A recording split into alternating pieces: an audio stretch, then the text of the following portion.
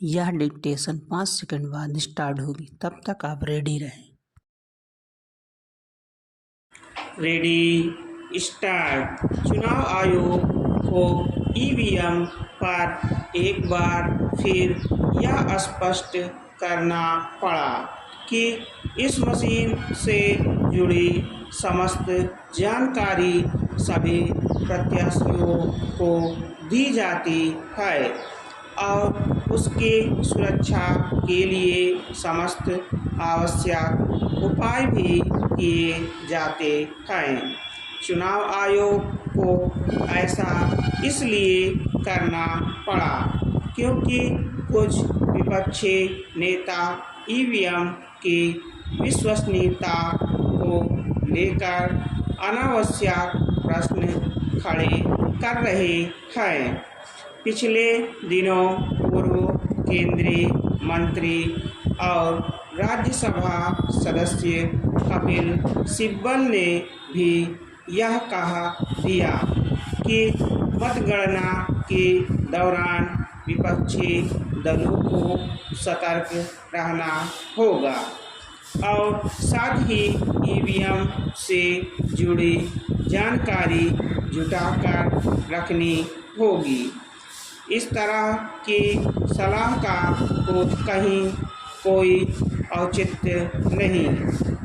विपक्षी दलों के रवैये से यह स्पष्ट है कि मतगणना शुरू होने तक कुछ और नेता ईवीएम को लेकर संदेह खड़े कर सकते हैं। ऐसा लगता है कि कुछ दलों ने ईवीएम को कटघरे में खड़ा करने को अपनी राजनीति का अनिवार्य अंग बना लिया है। वे रह रहकर ईवीएम को लेकर संदेह जताते रहते हैं। हालांकि विपक्षी राजनीतिक दल ईवीएम के खिलाफ कई बार उच्च न्यायालयों और सर्वोच्च न्यायालय का दरवाज़ा खटखटा चुके हैं, लेकिन वहां से नाकामी मिलने के बावजूद वे ईवीएम पर सवाल उठाने से बाज नहीं आ रहे हैं। इसी के साथ वे चुनाव आयोग को भी कटघरे में खड़ा करने में लगे हुए हैं। कभी मतदान के अंतरिम और अंतिम आंकड़ों में अंतर को लेकर अनावश्यक प्रश्न खड़े किए जाते हैं और कभी मतदान के आंकड़े जारी करने में कथित देरी का हवाला देकर चुनाव आयोग को निशाने पर लिया जाता है। इस बार लोकसभा चुनाव में यह काम रहकर होता रहा। चुनाव शुरू होने के पहले भी सुप्रीम कोर्ट का दरवाज़ा खटखटाया गया और यहाँ तक मांग की गई कि ईवीएम के स्थान पर मतपत्रों से चुनाव कराए जाएं। मतपत्रों से चुनाव कराने के लिए यह दलील भी दी गई कि सभी वीवीपैट का मिलान किया जाए।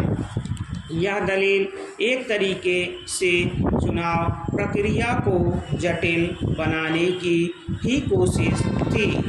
सुप्रीम कोर्ट ने इस तरह के सभी प्रयासों पर पानी फिर दिया। इसके बाद भी कुछ राजनीतिक दलों को चैन नहीं है।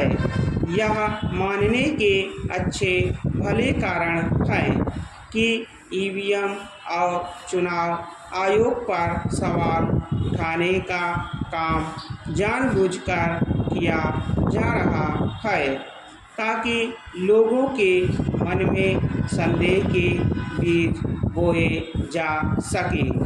कभी कभी तो ऐसा लगता है कि विपक्षी राजनीतिक दल आम चुनावों में अपनी संभावित हार के बहाने तलाश रहे हैं। यदि ऐसा नहीं है तो फिर क्या कारण है कि ईवीएम को लेकर बार बार वही प्रश्न खड़े किए जाते हैं, जिनका उत्तर चुनाव आयोग और साथ ही सुप्रीम कोर्ट की ओर से दिया जा चुका है। चूँकि यह स्पष्ट है कि ईवीएम को बदनाम करने का सिलसिला थमने वाला नहीं, इसलिए यह आवश्यक है कि चुनाव आयोग को कुछ ऐसे अधिकार दिए जाएं कि वह ईवीएम पर बेजा सवाल उठाने वालों के खिलाफ कानूनी कार्रवाई कर सके। स्टॉप।